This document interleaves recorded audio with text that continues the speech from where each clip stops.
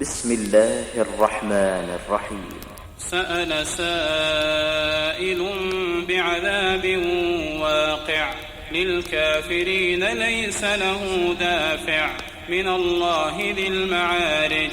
تعرج الملائكة والروح إليه في يوم كان مقداره 50,000 سنة فاصبر صبرا جميلا إنهم يرونه بعيدا ونراه قريبا يوم تكون السماء كالمهل وتكون الجبال كالعهن ولا يسأل حميم حميما يبصرونهم يود المجرم لو يفتدي من عذاب يومئذ ببنيه وصاحبته وأخيه وفصيلته التي تؤويه ومن في الأرض جميعا ثم ينجيه كلا إنها لظى نزاعة للشوى تدعو من أدبر وتولى وجمع فأوعى إن الإنسان خلق هلوعا إذا مسه الشر جزوعا وإذا مسه الخير منوعا إلا المصلين الذين هم على صلاتهم دائمون والذين في أموالهم حق معلوم للسائل والمحروم والذين يصدقون بيوم الدين والذين هم من عذاب ربهم مشفقون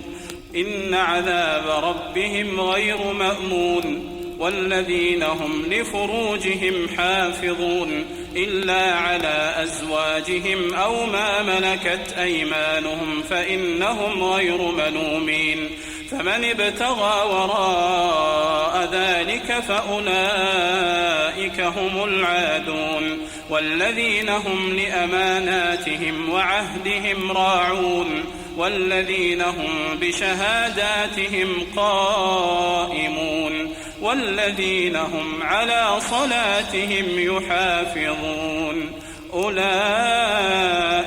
في جنات مكرمون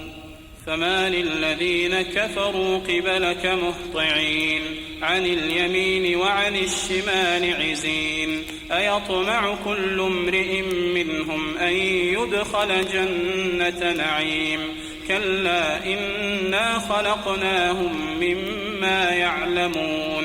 فلا أقسم برب المشارق والمغارب إنا لقادرون على أن نبدل خيرا منهم وما نحن بمسبوقين فذرهم يخوضوا ويلعبوا حتى يلاقوا يومهم الذي يوعدون يوم يخرجون من الأجداث سراعا كأنهم إلى نصب يوفضون خاشعة أبصارهم ترهقهم ذلة ذلك اليوم الذي كانوا يوعدون.